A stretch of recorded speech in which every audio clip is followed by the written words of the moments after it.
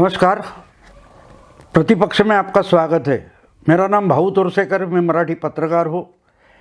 इतनी अच्छी साफ सुथरी हिंदी नहीं, उम्मीद करता हूँ आप समझने की कोशिश करेंगे। दोस्तों, आज मैं ममता बनर्जी, बंगाल की मुख्यमंत्री, इनके बारे में कुछ मेरे विचार रखने वाला हूँ।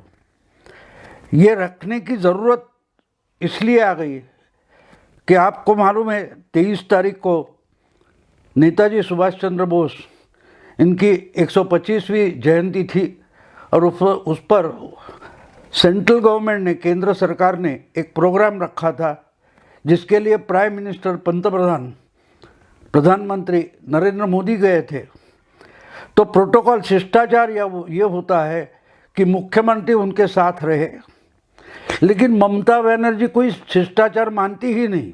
आपको याद होगा, शायद 2 साल पहले जब बहुत बड़ा एक चक्रवात आया था, तो उसमें अम्फन, उसका कुछ नाम दिया था अम्फन, तो उसके लिए प्रधानमंत्री खुद देखने गए थे कि ओडिशा और बंगाल में जो हाहाकार मचा था, उसके लिए प्रधानमंत्री गए थे।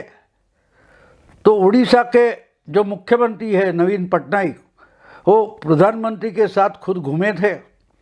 जो मदद चाहिए थी वो कहीं दिखाई बोले गए थे, लेकिन ममता ने उनके साथ जाने को इनकार कर दिया और जो कुछ हालत होनी थी तो हो गई। सवाल ये है कि आप चीफ मिनिस्टर हो, आपको लोगों ने चुना है, फिर भी जिस कॉन्स्टिट्यूशन, संविधान के आधार पर आप मुख्यमंत्री बनी है और जिस संविधान के आधार पर इस देश का कारोबार चलता है, काम चलता है, तो उस शिष्टाचार से, प्रोटोकॉल से आपको चलना पड़ेगा। लेकिन ममता मानती नहीं है। एक तरीके से ममता और केजरीवाल, इन्हें फर्क नहीं। अभी तो केजरीवाल बहुत सुधर गए, लेकिन आपको याद होगा शुरू में जब पहली बार केजरीवाल चीफ मिनिस्टर बने थे कांग्रेस से सपोर्ट से, अभी तो तीसरी बार बने हैं, तो उस वक्त वो कोई कानूनी मानने को राजी नहीं थे, कोई प्रोटोकॉल नहीं मानते थे। बस मैं कहूँगा, मुझे लोगों ने वोट दिए हैं तो मैं जो करूँगा वही, कानून में उन्हें, मुझे नहीं लगता, ऐसा उनका मानना था। वो चीफ मिनिस्टर होते हुए भी रेल भवन के सामने धरने पर बैठ गए थे। ममता भी किसी पुलिस कमिश्नर का बचाव करने के लिए धरने पर बैठ गई थी, चीफ मिनिस्टर होकर भी, सीबीआई के कुछ टीम के खिलाफ। तो ये उनकी बीमारी हो गई है। अब देखिए, ये कल जो इतना बड़ा समारोह है कि जिसमें नेताजी की 125वीं जयंती मनाई जा रही है, बड़ा समारोह, प्रधानमंत्री देश के आए, लेकिन उधर कुछ लोगों ने कुछ घोषणाएं दे दी। तो ममता बोली कि अभी मैं इसमें भाषण ही नहीं दूंगी। वैसे प्रोटोकॉल था कि उनको भाषण देना था। तो कुछ ना कुछ लोग करते हैं, कोई बड़ी बात होती नहीं है। देश का प्रधानमंत्री हो, कोई राज्य का मुख्यमंत्री हो, वही घोषणाएं होती है।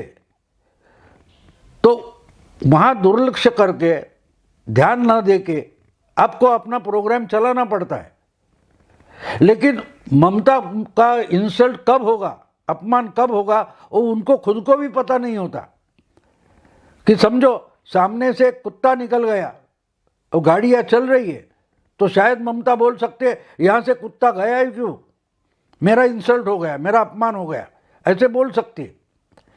वो जाती है और बीच में समझो अंधेरा हो गया, सूरज डूब गया, तो बोलेगी मेरा इंसल्ट हो गया। यानी खुद को, ममता को भी मालूम नहीं उनका सम्मान क्या है और उनका अपमान क्या है, इसलिए सब होता जाता है। देखिए, आप स्ट्रीट फाइटर है, रास्ते पर की लड़ाई करते करते ममता बनर्जी 25 साल के बाद चीफ मिनिस्टर बनी है। लेकिन जब आप चीफ मिनिस्टर बनी है तो आप अभी रास्ते की लड़ाई करने वाली नहीं रही। आज भी आप रास्ते पर उतरकर लड़ाई करोगे तो गवर्नमेंट चलाएगा कौन? गवर्नमेंट चलाने के लिए एक सिस्टम होती है और उस सिस्टम से जाना पड़ता है। लेकिन बार बार ममता बनर्जी ऐसे नखरे करती है कि उनके सपोर्टर्स है, उनको भी समझ में नहीं आता है क्या चल रहा है। अब ये जो नेताजी की 125वीं जयंती थी, उस प्रोग्राम में भी कुछ लोगों ने जय श्री राम ऐसी घोषणाएं दे दी। तो इसमें अपमान कहाँ से आता है? अपमान आता है कहाँ से? तो मैं एक मेरे दोस्त की कहानी आपको बताऊंगा जो आज जिंदा नहीं है। वो जरा लंबे थे, बहुत सारे लंबे थे, 6 फीट से ज़्यादा थे।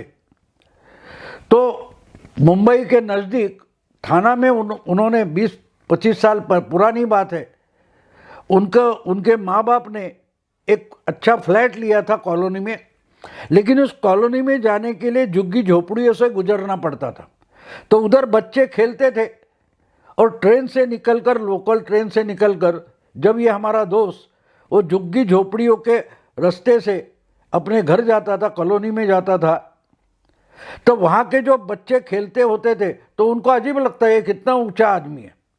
तो खेल छोड़कर उनकी तरफ देखते थे और बोलते थे देखिए इसका क्या है, कितना लंबा है, ऐसा बोलते थे। अभी छोटे बच्चे, हमको उनकी तरफ ध्यान देना नहीं चाहिए, लेकिन ये इतना सेंसिटिव था, बड़ा सेंसिटिव था। तो रुक कर बोलता था यही माँ बाप आपको संस्कार देते हैं। वो बच्चों से झगड़ा कर लेता था, गुस्से में आ जाता था। तो बच्चों को तो ऐसी चीज चाहिए होती है, कोई चिढ़ता है, भड़कता है, तो जानबूझकर बच्चे ये मजाक करना शुरू कर देते। तो आगे चलकर इतनी बात फैलती गई, दूर तक गई कि वो बच्चे लंबे दूर से इसको देखते थे, हमारे दोस्त को, तो शुरू हो जाते थे। तो ये फिर उनको मारने को दौड़ता था।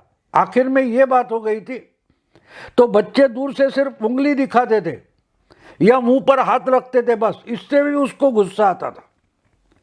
तो ममता बनर्जी की हालत मैंने देखी तो मुझे उस दोस्त की याद आ गई जिसे इतने छोटे छोटे बच्चों के कुछ बोलने पर गुस्सा आ जाता था, और आखिर में ये हालत हो गई कि उसने खुद के माँ बाप से झगड़ा करके वो कॉलोनी और जगह बेच छोड़ दी। उनको फिर नई जगह ढूंढनी पड़ी। किस लिए? तो बच्चे कुछ बोल रहे, इसलिए अच्छा खासा घर छोड़कर 1 साल में वो कॉलोनी छोड़कर निकल गए। तो हम उस पर भी हंसते थे, लेकिन उसके सामने नहीं, क्योंकि उसको भी, उस पर भी गुस्सा आ जाएगा। दोस्त थे तो हम इग्नोर करते थे ऐसी बात। ममता को भी ये करना चाहिए। आप चीफ मिनिस्टर हो, लोग बोलते हैं ना, लोग तो कुछ तो लोग कहेंगे, लोगों का काम है कहना। तो आप जब पब्लिक लाइफ में आते हो तो 10 मुंह से, 100 मुंह से, 1000 मुंह से लोग तो बात करेंगे। आप हर मुंह बंद करने के लिए कहाँ जाओगे? और जाओगे तो काम कब करोगे? इतनी छोटी छोटी बात पर आपको गुस्सा आ जाएगा तो आप पब्लिक लाइफ में कैसे काम करोगे? आप काम ही नहीं कर पाओगे। और यही पिछले 10 साल से बंगाल में हुआ है। बंगाल में लोग ममता दीदी से नाराज इसीलिए है कि हर बात पर वो चिढ़ती है, अपने लोगों पर भी चिढ़ती है, अपोजिशन पर तो चिढ़ती होगी। लेकिन यहां कहां से अपमान आ गया कि कोई श्री राम बोले? तो क्यों? मैंने जो दोस्त की कहानी आपको बताई वो असल कहानी है। और मुझे ये बिल्कुल ममता जैसा क्यों लगता है, हमारे दोस्त जैसा क्यों लगता है कि आपको याद होगा 2019 की लोकसभा चुनाव के पहले कई ममता दीदी और अपनी चीफ मिनिस्टर का जो कैवलकेड होता है, 10-12 गाड़ियाँ होती है, पुलिस वगैरह होती है, उससे जा रही थी, किसी देहात गांव से जा रही थी। छोटा रास्ता था, 25-30 फुट चौड़ा भी रास्ता नहीं था, ऐसे गांव से वो निकल रही है, 2 तरफ लोग है, दुकान है, बाजार कुछ होता था। तो जाने वाले 15, 20, 25 लोग थे, उसमें से कोई चिल्लाया जय श्री राम, जय श्री राम। तो ममता ने गाड़ी रोकी, उधर रोकी और गाड़ी से उतरकर गांव वालों को धमकियां देने लगी। चीफ मिनिस्टर, उस वक्त भी ममता चीफ मिनिस्टर थी, लेकिन एक देहात में, गांव में जो कोई 20, 25, 50 लोग इकट्ठे हुए थे बाजार में, रास्ते में, उनसे ममता ने झगड़ा शुरू कर दिया किस लिए? तो उन्होंने 2-4 स्लोगन दे दी, जय श्री राम। बस अब उतर कर उनको पकड़ूंगी, अंदर डालूंगी, पुलिस थाने में कंप्लेंट लिख के आपको जेल भेजूंगी, क्या क्या धमकियां। और ये कैमरे पर है, आज भी आप देख सकते हो यूट्यूब पर। ये बात हुई। एक राज्य का, बड़े राज्य का 3 नंबर का राज्य है आज देश में, जहां से 42 लोकसभा के सदस्य चुने जाते हैं। इस राज्य की चीफ मिनिस्टर रास्ते पर उतर कर अपने ही राज्य के गांव वालों से झगड़ा कर रही है कि एक एक को जेल भेज दूंगी। लेकिन बात कोई इंपॉर्टेंट नहीं है, वो आपने देखी होगी, सुनी होगी। बात इंपॉर्टेंट ये है कि वहां से लोगों को पता चल गया कि अगर ममता के सामने जय श्री राम बोलो तो ये चिढ़ती है। जैसे हमारा वो दोस्त था जिसको पहले तो लंबा है, चौड़ा है, कुछ कुछ बोलते थे, लेकिन बाद में उसके सामने मुंह पर हाथ रखा बच्चे ने या उंगली दिखाई फिर भी गुस्सा आ जाता था, उसको अपने को चिढ़ाया लगता था, मजाक लगती थी। तो उसका गुस्सा होने वाला जो नेचर था, स्वभाव था, उसका फायदा उठाकर ये बच्चे जानबूझकर उसकी मजाक उड़ाते थे। और बिल्कुल वही बात अभी ममता दीदी के बारे में हो गई है। अगर उस गांव की बात नहीं होती, ये जो ममता गांव में उतरकर गाड़ियां रोककर गांव वालों से झगड़ा करने लगी, उनको धमकियां देने लगी, ये बात इतनी फैल गई है कि ममता के सामने सिर्फ जय श्री राम बोलो क्यों उसका माथा ठनक जाता है, ये लोगों को पता चल गया। तो इसलिए दूसरे किसी पार्टी का जिंदाबाद मुर्दाबाद भी बोलने की जरूरत नहीं है। ममता के सामने सिर्फ जय श्री राम बोलो तो वो अपना आपा खो बैठिए, ये अभी लोगों को मालूम हो गया। इसलिए जानबूझकर जिन लोगों ने वो नेताजी के 125वीं जयंती दिन पर समारोह में ये जय श्री राम बोला, उनको मालूम था हमारे इतनी ही स्लोगन से ये आपा खो बैठेगी और उस प्रोग्राम में खुद की मजाक बना देगी। क्योंकि अब उस प्रोग्राम के बाद ममता का मजाक हो गया, कौन इनको डिफेंड करेगा? क्योंकि ये बचकानी हरकत हो गई है कि जयराम से अभी फिर वीएचपी, हिंदू परिषद वाले, बीजेपी वाले इनको मजाक उड़ा रहे। लेकिन मजाक उड़ाने के लिए कारण तो खुद ममता ने दे दिया है ना। किसने कारण दिया? आप अगर कुछ 1 मिनट 2 मिनट स्लोगन हो जाए, चुप हो गए थे आप अपना भाषण, तो बोले आपने मेरा इंसल्ट कर दिया। आप किसी को आमंत्रित करते तो बाद में कम से कम उसका सम्मान रखे, इंसल्ट ना करे। अब बैठे हुए लोग बोलेंगे इसमें इंसल्ट क्या हो गया? तो आप बच्चे जैसी हरकत करते हैं। वो ममता ने उस प्रोग्राम में दिखा दिया कि कोई श्री राम बोलेगा तो मुझे नहीं चलता है, मुझे गुस्सा आ जाता है। तो श्री राम बोलने पर ममता को गुस्सा क्यों आता है? ये कैसी बीमारी है? जय श्री राम बोलने से ममता को दर्द क्यों होता है, गुस्सा क्यों आता है, ये सवाल बन गया। तो गालिब की जो शेर मुझे याद आता है, गजल याद आती है, उसमें बोला आखिर इस दर्द की दवा क्या है? ममता के इस दर्द की दवा क्या है? ना उनकी पार्टी को मालूम है, ना कोई अपोजिशन पार्टी को मालूम है। लेकिन उनको चिढ़ाने के लिए लोगों के हाथ में एक हथियार आ गया। अब कुछ लोग उनकी भी मीटिंग में जाकर जानबूझकर जय श्री राम बोलते हैं। अब ममता को गुस्सा आता है, इसलिए उनके जो पक्के समर्थक हैं, निष्ठावान हैं, वो भी जय श्री राम बोलने से गुस्सा हो जाते हैं। लेकिन इससे एक मैसेज जो हिंदू समाज है उसमें चला जाता है, इनको श्री राम से चिढ़े।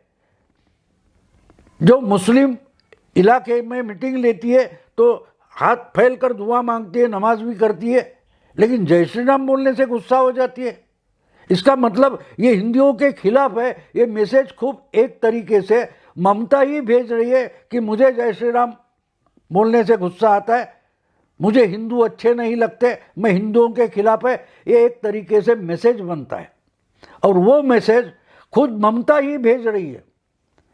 इसके उल्टी बाजू भी हमको देखनी चाहिए, उल्टी साइड, कि अगर उस प्रोग्राम में कल ममता ये घोषणाओं को इग्नोर करके अच्छा सा भाषण कर देती तो उनके लिए लोगों का मन अच्छा बनता, मत अच्छा बनता।